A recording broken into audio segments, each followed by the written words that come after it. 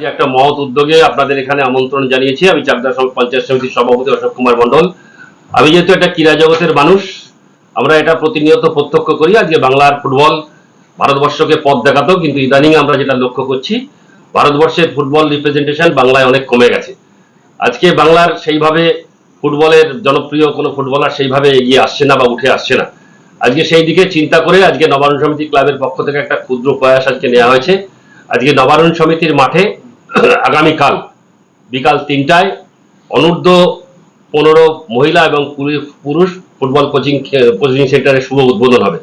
তার মূল দায়িত্ব থাকবেন আমাদের নদিয়া জেলার সুসন্তান, আপনারা সবাই তাকে জানেন, দেখেছেন, তিনি ভারতবর্ষের হয়ে ফুটবল খেলেছেন, সুরজিৎ বাসু, তিনি মূল দায়িত্বে আছেন। পাশাপাশি আমাদের চাকদার আরেকজন বিখ্যাত ফুটবলার, যিনিও দীর্ঘদিন সুনামের সঙ্গে ফুটবল খেলেছেন, আমাদের সুব্রতদের বাপ্পা, তাদেরই মূল দায়িত্বপনায় আজকের এই কোচিং সেন্টারটার শুভ উদ্বোধন আগামীকাল হবে। পরবর্তী পর্যায়ে সেখানে প্রতিনিয়ত ট্রেনিংটা চলবে।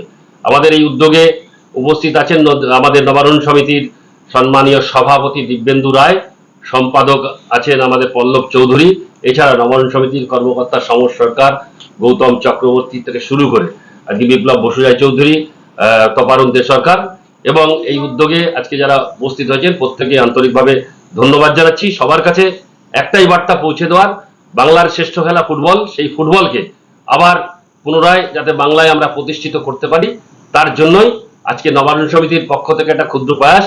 আমি যেহেতু পঞ্চায়েত সমিতির সভাপতি, আমি একজন ক্রীড়া ব্যক্তিত্ব, সুতরাং আমিও মনে করি আমার পঞ্চায়েত সমিতির পক্ষ থেকে আমারও একটা দায়িত্ব আছে। সুতরাং আজকে সেই জন্যই এই উদ্যোগকে আমরা পঞ্চায়েত সমিতির পক্ষ থেকে আমরা সহযোগিতা করছি। আগামী দিনেও এই ক্রীড়া ক্ষেত্রে যারা যারা এই উদ্যোগ নেবে, আমরা পঞ্চায়েত সমিতির পক্ষ থেকে তাদের পাশে থাকবো। নমস্কার, সবাইকে ধন্যবাদ।